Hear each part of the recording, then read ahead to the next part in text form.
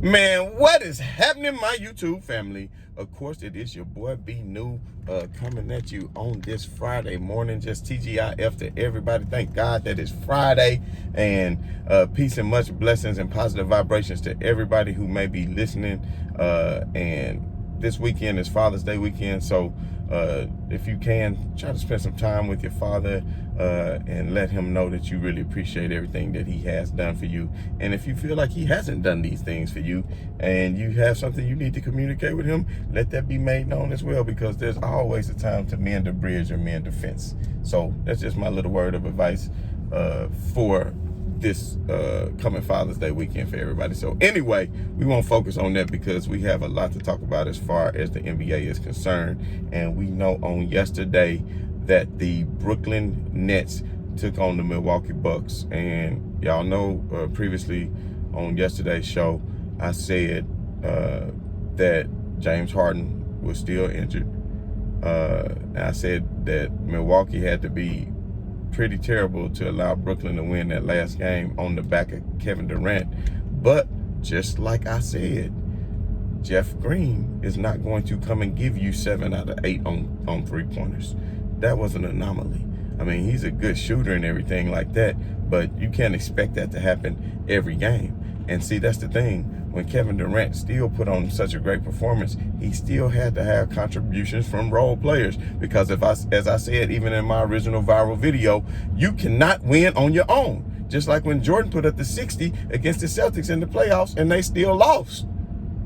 Because you have to have contributions from your other role players. And I guarantee you all, when Kevin Durant put up the 49 triple-dub the other night, if he wouldn't have had the contributions from Jeff Green, the 27 points from Jeff Green, then that wouldn't have been a victory for them, because Harden didn't give you anything. So going into yesterday's game, I knew that Harden would still not be fully healthy, because if you could not be healthy in one game and then you have a day off and then you play again and you just played all those minutes, what makes you think that he's going to be healthy going into yesterday's game? So at least this time, Milwaukee was smart enough to force the issue, and they got a lot of points in the paint.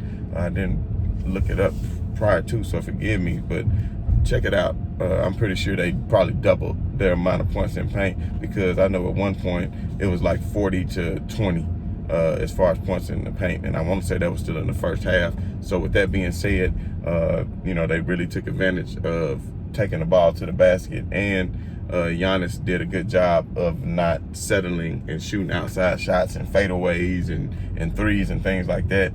And he put the onus on the referees to make calls. And some of those plays, I know a lot of Brooklyn fans probably thought that it was charges on Giannis. But what you have to remember, everybody think, well, he was in position, his feet wasn't moving yet. There's a lot of things that goes into that. And I don't know if most of you know, but, I'm pretty sure most of you do know. You have to take it square in the chest. If you take it right here, then that's not a charge. And the feet can still be moving to take a charge if you're in position and you take it square in the chest, because you're holding on to your position. So there's a lot of things that goes on, and that's a bang play. And I will say that any close call did go to Milwaukee last night. And I'm not trying to say it was any cheating involved, but I'm just saying that the association needed to see a Game 7, and a Game 7 they do have. And now, if you had to ask me who the winner of Game 7 would be, I would have to say, now, my head is telling me. Now this is weird, because I don't have a dog in this race. I don't have a horse in this race, so to speak. But my head is telling me Milwaukee, and that's because of Kyrie and James Harden injury. My head is telling me Milwaukee. They've been capable of coming out and getting the lead before, even though they blew it and let Brooklyn come back in. But my heart is telling me Brooklyn, because I don't know, Milwaukee just seemed like they're the type of team that fold. It ends up being a close game. They get out by a lead, and the Nets come back, and then the crowd's into it, and next thing you know, they'd start making some dumb plays on offense and settling and not taking the ball to the paint.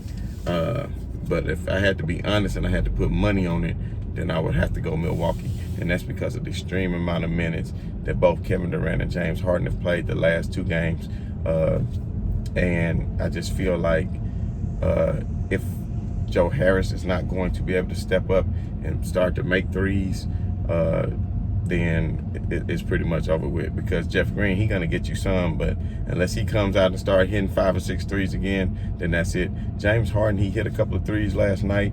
It made you think he was back, but at the end of the day, he just doesn't have, just like Doris pointed out during the telecast last night, it was times in which he stole the ball, and it would have led to easy points on the other end because of his speed, and he's already out in front to where he can go in and lay it in and lead to easy fast break points, but he had to steal it and just wait for others, just because he did not have the burst, that he didn't have his legs because of the hamstring able to get to the hole or do anything that he needed to do as far as executing points on the offensive end other than just taking jump shots.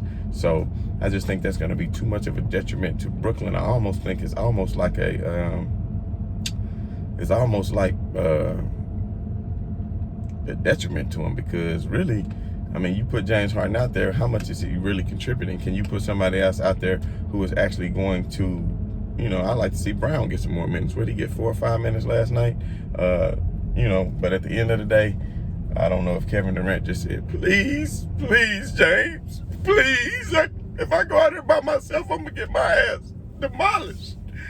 And people think I be roasting Kevin Durant. And just because I say something like that, I'm not roasting Kevin Durant by any means. This would be roasting Kevin Durant.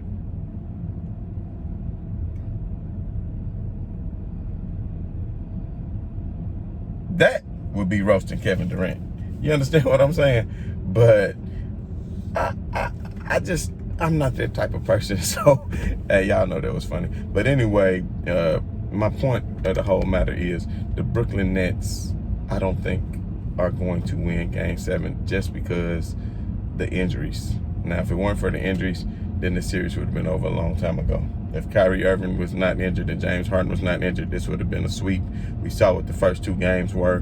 But, hey, it's the playoffs, and a lot of people are injured, and it is what it is at this point. It's going to be a very interesting game between Philly and Atlanta tonight. I know the ATL is going to be rocking and rolling. I was making plans to get down there, but it doesn't look like it's going to happen for me. I got some other things going on. But at the end of the day, I'm probably going to have to pick Atlanta to win this game tonight, because Philly just don't seem like they got the heart. And I'm not going to blame Doc Rivers like a lot of people are, because at the end of the day, people like Ben Simmons need to step up and show that there's a reason why they're in the NBA. You can't just be all defensive specialist if you're a guard. You're going to have to go out and get some buckets at some point, especially when you have a height advantage and a size advantage over your opponent, Bogdanovich, or whatever the hell his name is. So at the end of the day, I just feel like Atlanta is going to close this series out tonight, and Atlanta is going to give whoever they play, whether it's Brooklyn or the Bucks, a run for their money. But if I had to choose somebody coming out of the East right now, then it's kind of tough. I will say that this year's NBA is tough to predict in these playoffs, especially with all of the injuries. But I just really don't see Atlanta being able to take out a Milwaukee or a Brooklyn team, whoever it was to make it. They're a great story. It's good that they made it that far. Trae Young is playing phenomenally. You know, everybody's playing well. My guy Gallinari is really, really playing well. Lou Williams, Capella, everybody. But at the end of the day, I just don't think they would have what it takes, especially the firepower to keep up with Brooklyn, especially if James Harden can ever get healthy. But the thing about it is, when you have a hamstring injury like that, and you steadily, the only thing that can heal your hamstring is rest. And if you're not getting rest and you steadily playing on a sore hamstring, then that's gonna, I just don't see you coming back and getting healthy. In order for him to be fully healthy by the finals, he would need to have some time off. So that means Kyrie would have to come back and take some of that load away to where he can sit out. But you haven't really heard any news on Kyrie's injury. But with Kyrie, I just feel like that ankle sprain was so bad, I really just don't foresee him coming back at all this next series. He may try to give it a go in the finals if they can make it that far, But unfortunately for the Brooklyn Nets, I just think this is going to be a wrap. We can talk more about it tomorrow on the pregame show as we kick down to the Game 7, which is going to be a very entertaining game. So I hope everybody gets a chance to tune in on tomorrow night. But there is another game that we need to talk about tonight, and that is the Clippers taking on the Utah Jazz. And as I said on yesterday's show regarding that, the Utah Jazz are going through the same thing that the Brooklyn Nets are going through, and that's very unfortunate because Donovan Mitchell, he's clearly not the way he was in the first 2 games before he re-aggravated that ankle, and he puts that team on his back. And it's going to be real tough because the Clippers now are going to have a full capacity crowd. Before, they weren't getting that, and it was too bad because the Lakers weren't getting that either. They were only getting 7,000 to 8,000, but more restrictions have been lifted in LA County and Orange County for that matter. So with all that being said, I just feel like the Clippers may close it out tonight too. I don't know the status of Mike Conley. If anybody knows the status of Mike Conley, if he's going to try to give it a go, put it down in the comments. Let me know, because that'll definitely make a difference, especially as far as wages are concerned. But like Mike Conley said, he tried to come back in Game 3 and said he suffered a setback. So I don't know what a setback is. Like, if he re-injured it, then that's bad. The thing is, James Harden came out and had a lot more rest than Mike Conley, entering into the series before he re-aggravated his. Mike Conley was actually playing in that first round of the playoffs against Memphis and was playing at a high level before he injured his.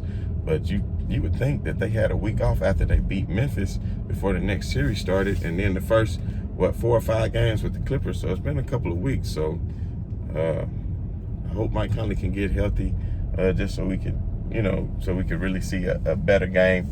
Now the Clippers are down Kawhi Leonard, so with them being down Kawhi Leonard, you would think that the Utah Jazz, being the number 1 seed and totally capable of hitting all these 3-pointers, would be able to win the game. Now, if the Utah Jazz was fully healthy, I would probably be picking them to win the championship. But unfortunately, they are not. So their window of opportunity could be closing fast. And with that being said, then you had the Clippers going against Phoenix, and then Chris Paul is in a COVID protocol. So it's really watering down, the playoffs, how we want to see it this year. But at the end of the day, these games have been exciting. I have been looking forward to them most every night. So I'm looking forward to the game between Philly and Atlanta tonight. Give you a good post-game analysis on that after the game tonight, or either in the morning tomorrow. We will do a weekend show just to break down this Game 7 that's coming up for tomorrow, of course. Maybe get into some X and O's. If anybody got any kind of particular questions, please put it in the comments. I'll be more than happy to answer. Haven't been able to interact the past couple of days because, like I said, it's been pretty crazy, some things going on. But, as we always must push through. And just in case I forgot, positive blessings out to everybody who could be listening. And I appreciate all of you guys' words of positive encouragement. But, your boy has a lot of things that he has to get back to for this morning. So I just got to keep it pushing. Everybody do the same. Be happy, be blessed. And as always, right on to the real, and much love to these haters. I'm out.